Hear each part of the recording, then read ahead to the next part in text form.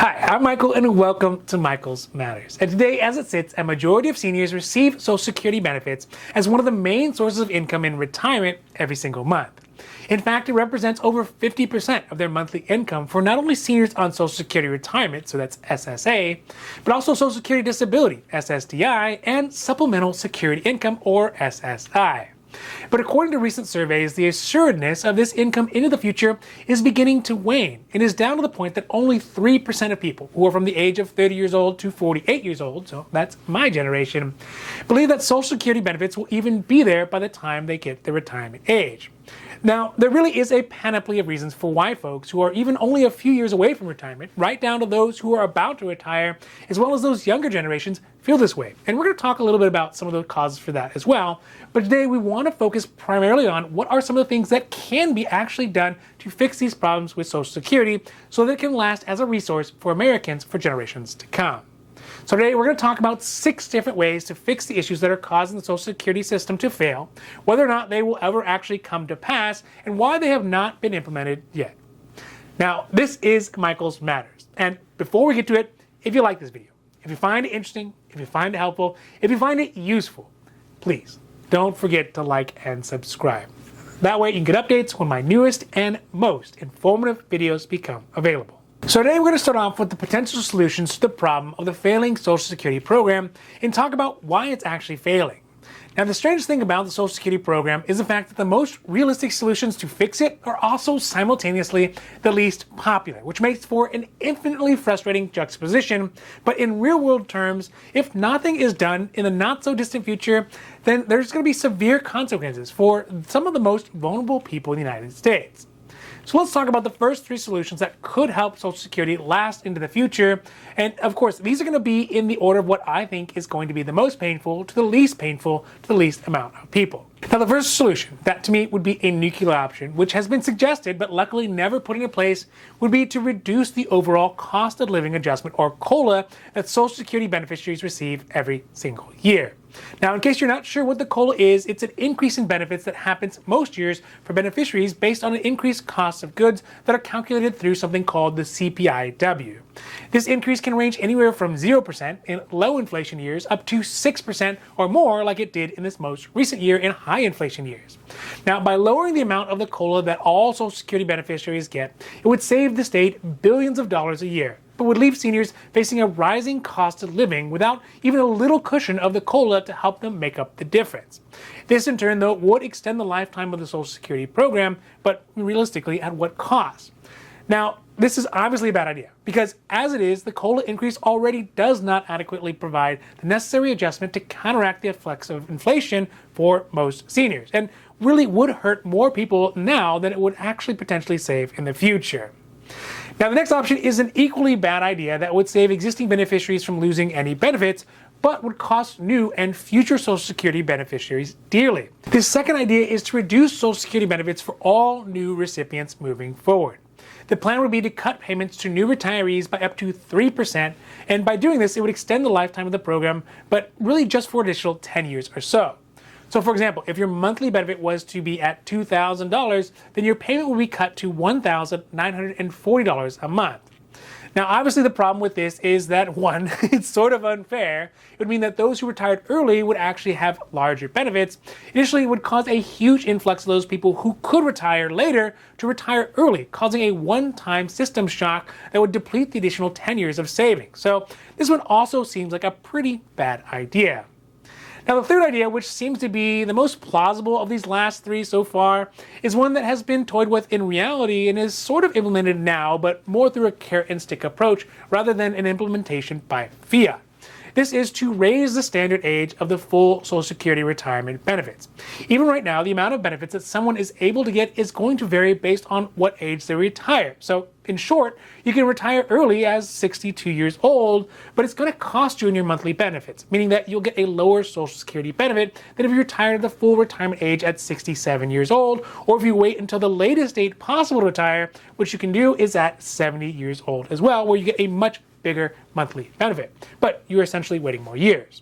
So they are encouraging those seniors right now who can to wait for a higher benefit. The solution for just raising the minimum retirement, even just a couple of years, would really hurt some of those seniors who are not able to wait the extra time to retire. For example, if they had jobs in the trades or other very physical jobs they just can't do anymore, they would be left for an additional time without any sort of financial safety net. But I can tell you right now, I'm already anticipating that the earliest that I'll be able to retire is definitely going to be in the late 60s, if not in early 70s, if really ever for that matter. Now let's talk about 3 more ideas that have been rolling around the halls of Congress for a while that are more likely, generally less painful, and more politically palatable solutions that could actually have a chance of being implemented. The number 4 solution that could work is changing Social Security benefits to a system that relies on means testing to provide benefits. What this means is that those with the lowest incomes would be able to get the full amount of Social Security retirement benefits, but for those folks who have more income or more resources or more means, they start to get a reduction in the monthly benefits based on how much other resources they actually have. Now, this sort of happens for people who retire prior to their full retirement age right now and still work.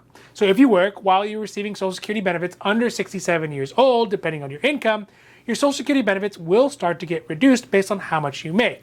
While right now this is just for people under the full retirement age, it could be updated for all ages and include income and all types of resources as well that begin to offset Social Security benefits. Now, this one to me seems a little bit more plausible because, well, it's sort of a system that we already have right now for normal taxes, where higher income people end up having to put more money into the tax system, and it's justified by saying it's paying their fair share. Of course, I will leave that up to you to decide if it's actually paying a fair share. Now, the number 5 change that could be implemented to strengthen the Social Security system is more of a technical change, and I think that's really part of its strength. What would happen in this solution is the definition of income would be changed, because right now there are certain incomes that people can make that do not pay into the Social Security payroll tax. That is a tax that funds the program as a whole. Things like investment incomes go untaxed for the purpose of Social Security, as well as money that is used to provide health insurance benefits from employers to their employees is also not taxed under the payroll tax. Now, this seems to be much more palatable to actually do because 1, well, it's confusing, 2, it's complicated, and 3, people would probably eventually actually acclimate to it. Now, to be clear, I am not advocating for this one, but I just know that when something is complicated and confusing, whole armies of accountants and academics can come out against it, but the public usually just lets it slide eventually.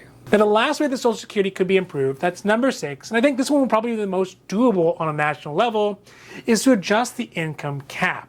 In fact, this is something that the Biden administration has been trying to do ever since it got into office. This is another one of those tweaks to the accounting system that could play well for the general public and leave higher income earning Americans, well, grumbling again. So right now there's a tax that employers and employees both pay to fund the Social Security program, but only $1 up to $147,000 in wages is taxed, and any income above that is no longer taxed for the purposes of Social Security. Raising it or removing that cap altogether, though, according to Social Security, would move the insolvability date of Social Security all the way out to 2060. Of course, those folks who make over $147,000 a year would definitely feel the pinch, but the number of people who make that much right now is infinitely lower than the number of people who make less than that right now in the United States. So I can definitely see how in a democratic state, the minority of people who make that much may not have as much sway to stave off the changes like this. Overall, the problem with the Social Security program is relatively simple. When it was designed back in the 1950s and 1960s, it didn't accurately calculate exactly how expensive and how long the average American would live. Realistically, though, that probably would have been impossible to know. But because it is so highly politicized, it also hasn't been through any updates or been maintained over the years to compensate for these new changes.